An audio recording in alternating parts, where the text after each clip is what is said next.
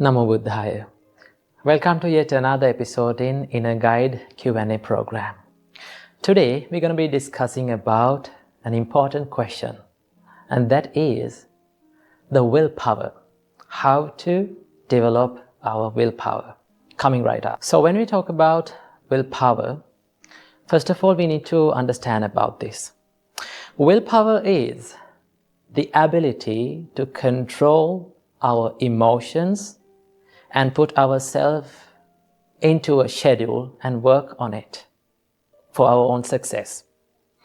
So many of us find so much hard, and it is a tough task to run ourselves in a schedule. To do that, we need to have the willpower. We need to have that mental discipline to control the emotions that pop up in our mind. So, how to do this thing? Well, there is a basic and very important factor that always helps us to develop our willpower. And that is known as, our great teacher, Supreme Buddha, taught us, and that is known as the Chanda. Chanda means the desire, passion. So if you have the desire for doing something, if you are passionate on doing something, if you are passionate of developing yourself, you will be always motivated and you will always have that energy within yourself to do that, right? But many of the students actually, and many of us, find very hard to get up early in the morning and start studying. Why? Because we don't have that willpower. To develop that willpower, we need to have the desire for doing that. Right? So desire or the passion is the factor that drives through these tough tasks. So first of all, we need to develop the passion or the desire for our own success. So how to do that? So if you see some advantages of doing something, right? If you feel the advantages of doing something, then you will be passionate on doing that. So for an example, if I tell you that tomorrow you're going to go a picnic or a trip, so you should show up at 3 a.m. in the morning to a specific place. Normally, we will get up at maybe 2 a.m. and we will get ready. We will pack our bags and we will go for that, and we will show up right at 3 a.m. because we are passionate about that. We have that desire to go and have that pleasure. So in that case, you can get up early in the morning. But if we tell a person or a student to get up early in the morning and study, he or she will never do that because you don't have the desire for that. So first of all, you need to contemplate and you need to focus on the advantages of study, right? You need to visualize that the achievements that you are going to achieve in the future, right? So when you see that specific goal and destination that you have to go, and if you visualize that you are going to have that, then you will develop your desire, right? So to develop the passion or the desire, you need to always focus on the advantages of what you are doing. So if you put the love and if you put the desire, your passion into your work, then you will have that willpower. Your willpower will be developed day by day, right? So willpower or this motivation is not a thing that we get from our birth, right? It should be developed. It's like a muscle, right? It is quite same that When you go to the gym and when you work out, right? Day by day it's growing up, your muscles. That is the nature. But we cannot expect quick results from these things, right? So if you went to the gym and if you work out, right? In the first day, if you come in front of the mirror and look to yourself, there will be no change. But if you are going to the gym constantly and working out, if you work out, your body starts to grow up. Same goes with this willpower, or same goes with success. If you are doing it every day without stopping, that is called the consistency, right? Consistency is the key to success. So if you are working on your success consistently, with the willpower, with the love, passion, then it will start to grow. So first of all, you need to develop the willpower. You need to have the passion or the love. To develop that passion, you need to concentrate on the advantages that you are getting by doing these things, right? So now I'm going to talk about what are the things that destroys our willpower. There are some evil and bad habits which can decrease the willpower. So what are these things? These are called the addictions, right? So the first thing that I must say, and the first and the main thing that destroys the willpower is the addiction to alcoholic drinks and the drugs. They can ruin your willpower very much. So stay away from alcoholic drinks and drugs and everything, because they destroys your mentality, and also they destroys your health, right? The more your health will be destroyed, the more your mentality, your mental strength will be decreased. So stay away from the drugs and alcoholics. And the second thing is probably, this might be a little bit harder for you, actually, it is the video games, right? If you are addicted to gaming all the time, it can cause to decrease the willpower. So these are the things that we call the dangerous or unwanted addictions in our life. So you must stay away from those things, right? And also finally, the pornography. If you are addicted to watch porn all the time, that will be a huge impact on your willpower. Okay, so it will decrease your willpower day by day. So stay away from these things, right? Stay away from especially the dangerous addictions in your life. Then work on yourself, have that passion inside yourself, think of the advantages, right? Then you can put love, passion into your work, and when you do that continuously, consistently, you will develop your willpower. And once you develop your willpower, you can achieve any goal in your life. So I wish you all, may all of you have that opportunity to develop the willpower within your lives. Namo Buddhaya. Welcome to yet another video in Buddhist meditation series. In today's video, we are going to discuss about one of the most frequently asked questions in meditations. And what is that question? How can we stop feeling sleepy during the meditation?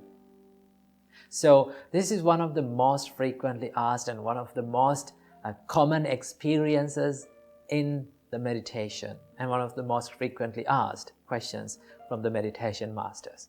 How can we stop the sleepiness in the meditation? So remember, our great teacher Supreme Buddha said, the dullness and the drowsiness or sleepiness is a hindrance for the meditation. Hindrance in the sense, it's sort of like an enemy to the meditation. right? It disrupts your focus, it disrupts your concentration, and it decreases your joyfulness of the meditation. And also Supreme Buddha said, a hindrance will always decrease the wisdom of ourselves. So there are 5 hindrances, and out of those 5, the dullness and the drowsiness and sleepiness is also included. So how can we stop feeling sleepy during the meditation? And what we can do to stop this feeling? Well, there are several things that taught by our great teacher Supreme Buddha to stop feeling sleepy and to deal with the sleepiness during the meditation. First of all, we need to remember that one of the most important things that we need to develop within ourselves during the meditation to stop feeling sleepy is to be aware of our thoughts. Right? If you are not being aware of your thoughts, then the sleepiness will come inside your mind and it will take actions. Right? That is why you are continuing to sleep during the meditation. So the first thing that we need to develop to stop this sleepiness is to be aware of our thoughts.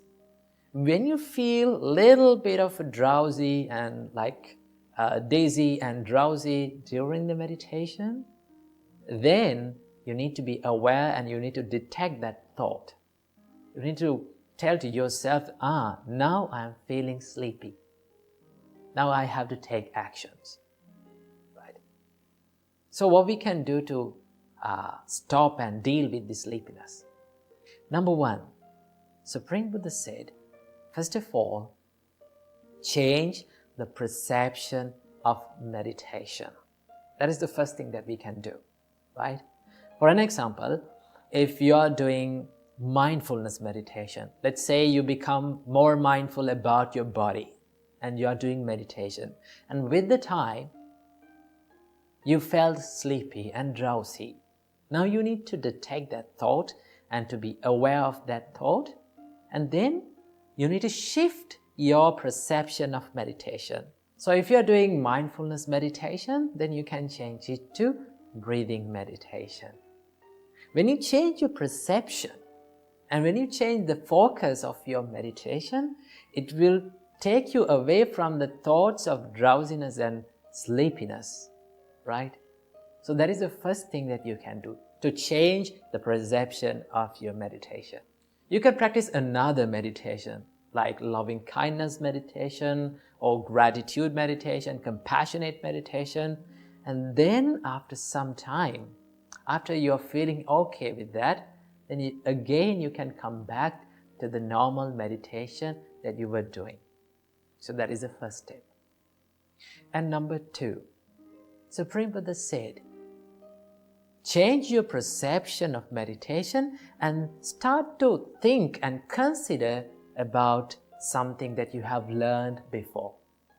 It is okay to change the perception and to shift away from the meditation that you are doing and think about something else for a little while to stop this sleepiness. Right? So think about something that you learned in the past and you have to wisely consider about that.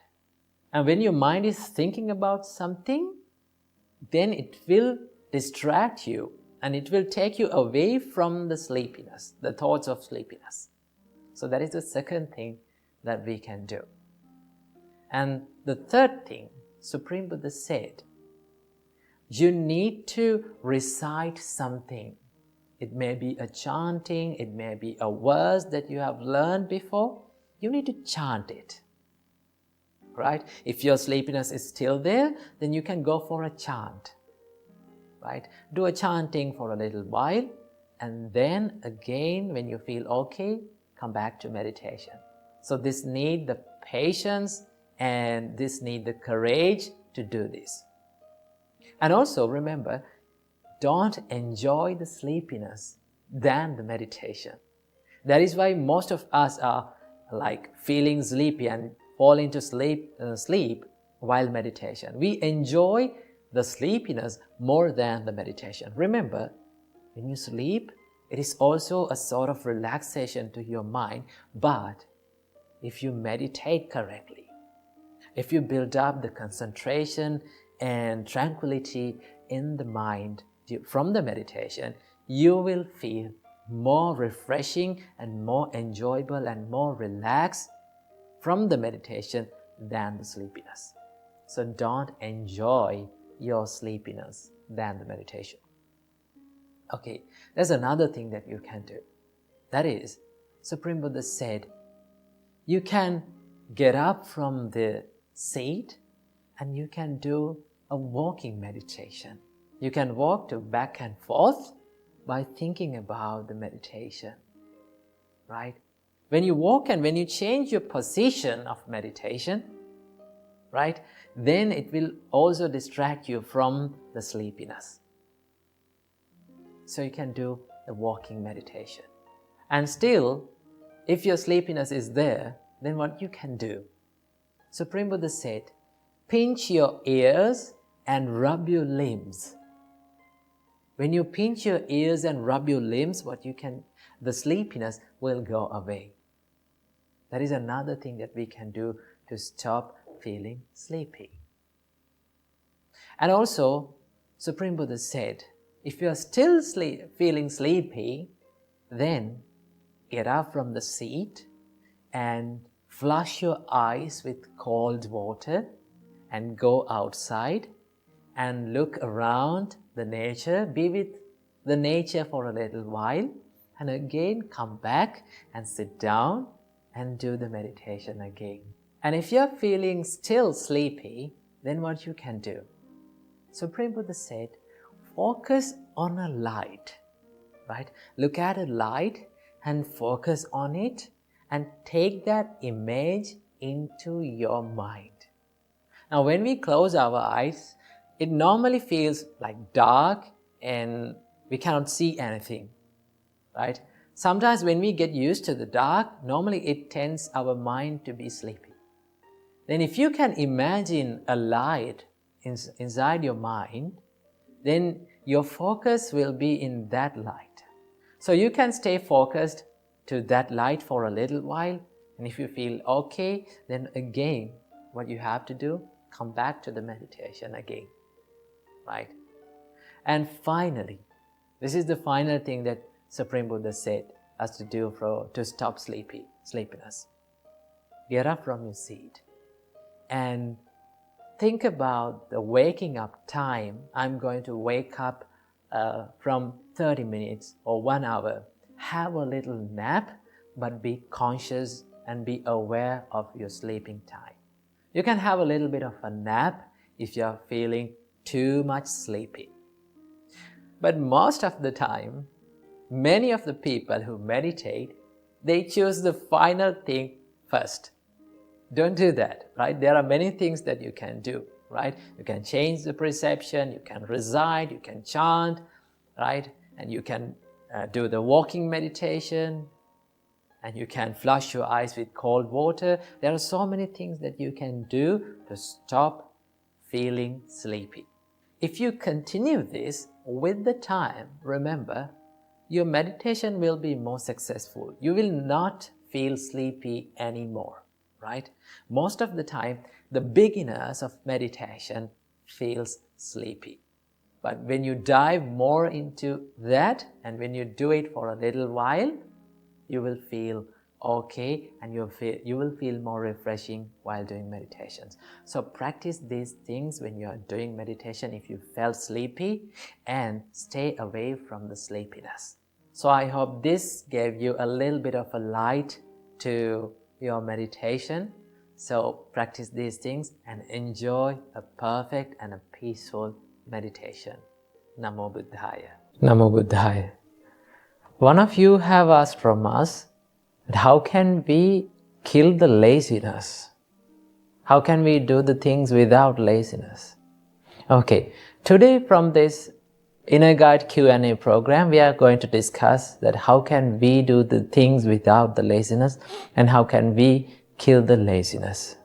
To kill the laziness and to do the things without laziness, to stop being lazy in our works, our great teacher Supreme Buddha taught us that you should have 4 great qualities. If you have these 4 great qualities within you, you will never feel lazy in your works. You will never feel lazy when you are doing meditations. You will never feel lazy when you are doing studies. To accomplish anything, any special goal in your life, you need to have these 4 great qualities. So what are those great qualities? These are known as 4 iddhipadas. The first great quality, the first iddhipada that you need to have to accomplish anything in your life and to do the things without laziness is called Chanda. What do you mean by Chanda? Chanda means the desire. If you have the desire for doing something, in one way or another, you are going to do that because you like it, you love it. If you love what you do, or if you do what you love, you will never feel lazy. Now, suppose that you are going a trip or a picnic tomorrow. So tonight, when you are going to bed, you never feel sleepy, you never feel lazy because your mind is excited and you love that day, that coming tomorrow. So you are going to be happy in that day. So if you are doing something that is you like, that you are passionate about, you will never feel lazy. So what you have to do? To kill the laziness, to do the things without the laziness, you need to generate the desire for doing that. If you are doing meditations, you need to have a desire for doing that. Without the desire, if you do the meditations and do the spiritual practices without the desire, you will feel lazy. That is the first great quality, Chanda. Here comes the second one. It's called the Chitta. Chitta means the mindset. You need to have the determination and you should have the correct mindset to do the thing that you want. You need to have a great determination that I will do this thing today. Right? You need to have that mindset of not giving up. If you have the correct mindset to do something, you will never feel lazy. Because you are well focused to that. Your mind is focused to what you are doing. When your mind is focused to something, you don't feel lazy anymore. You don't feel giving up anymore. You don't feel bored anymore. So what you have to do? You need to have a correct mindset to do that work. Then you will never feel lazy. That is the second step. Third step, and the third great quality, that's called the virya. Virya means effort. To do something, to achieve any good goal in your life, you need to give some effort to that. You need to dedicate yourself. You need to sacrifice your time, your life, your blood and sweat to do that. Then only you can achieve that. When you are dedicated for something, when your mind is dedicated for something, you will never feel lazy. So what you have to do? You need to dedicate yourself and you need to try hard in your works. Try hard in your studies. You should never give up in your meditations. Then you will never feel lazy. Because you are committed to that. You are dedicated to your work. That is the third step. That is the third great quality. Here comes the fourth great quality. That is the final one. It's called the vimamsa. Vimamsa means investigation. You need to investigate what are the ways that I can do my work easily. What are the ways that I can be more productive in my work? If you investigate yourself in your work, then you can kill the laziness. Because sometimes we do the things that we don't love and that we don't like. If you have the power of investigation, that what are the things that I like to do? What are the things that my heart feels free to do? If you do those things, you will never feel lazy. So what you have to do? You need to have these 4 great qualities. First one is called Chanda, the desire. Second one, Chitta, the mindset. Third one, Virya, the effort.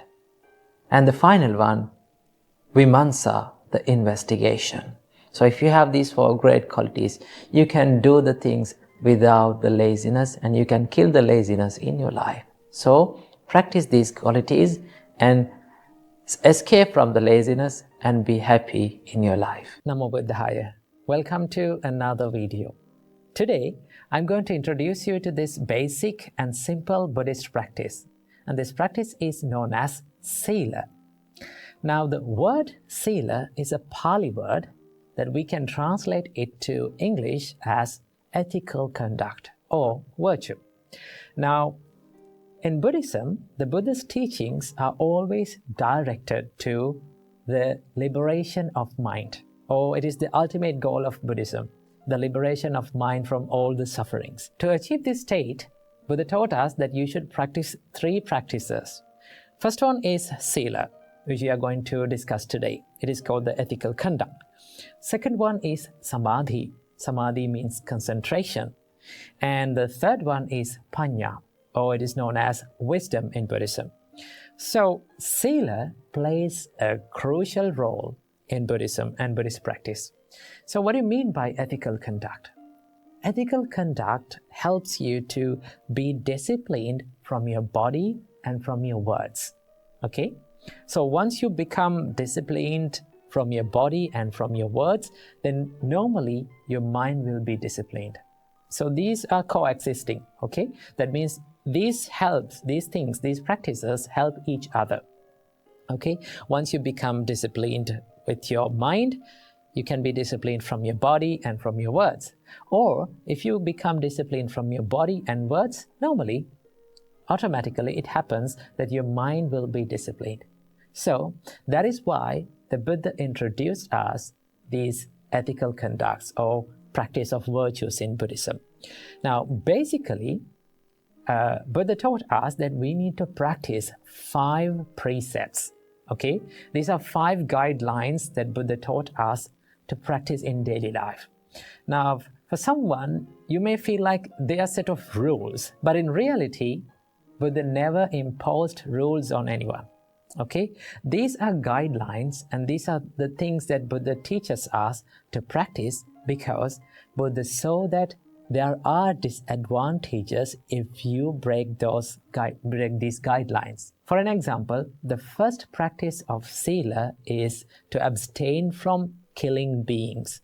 Okay, so when you kill animals, there are so many disadvantages that comes to your life, and also you acquire a bad karma because your actions and your intentions are unwholesome. Once you kill animals, kill living beings, your intentions are unwholesome.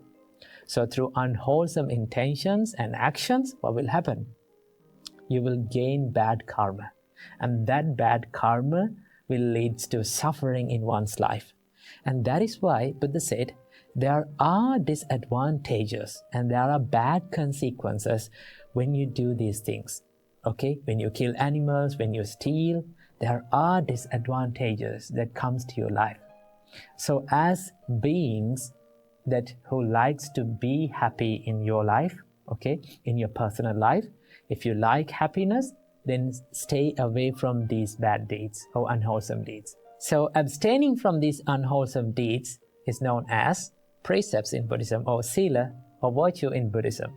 Okay, so there are mainly 5 precepts that we all need to practice.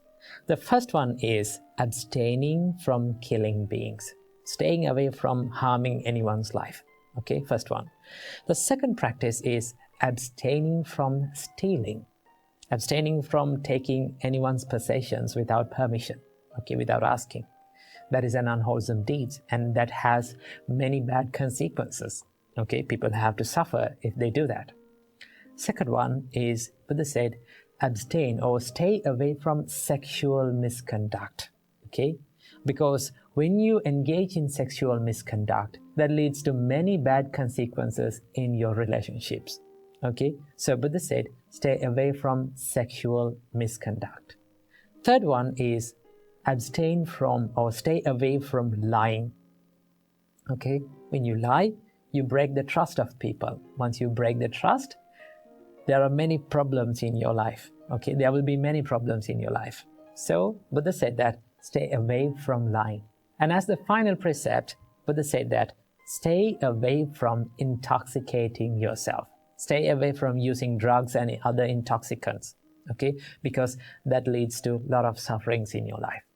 So these are the main and basic Buddhist practice or sila or precepts that all the Buddhists practice in all around the world. Okay, so basically these precepts or these virtues helps you to develop a better life and a happy life without regrets. Once monk Ananda asked from the Buddha, what is the purpose of practicing ethical conduct? Then the Buddha said, you should practice ethical conduct to stay away from regret and remorse in your life. Now, if you look at these things, if you look at these 5 precepts, killing, abstaining from stealing, abstaining from sexual misconduct, abstaining from telling lies, abstaining from using intoxicants, if you do these things, what will happen? At the end of this deed, there will be nothing but the regret. Okay? You end up regretting yourself, like, why did I do that? Okay? So Buddha said that that is one of the major harms to your life, to your spiritual life, for someone who is engaged and for someone who is seeking the peacefulness in your life. So Buddha said, practice a virtuous life and a clean and a pure life to be happy inside. Once you know that you are happy and you're clean and pure in your mind, in your character, then it will give you a big happiness to your life. So that is why we need to practice these virtues. Okay, that is the purpose of sila. So understand this simple Buddhist practice and try to practice these precepts in your life.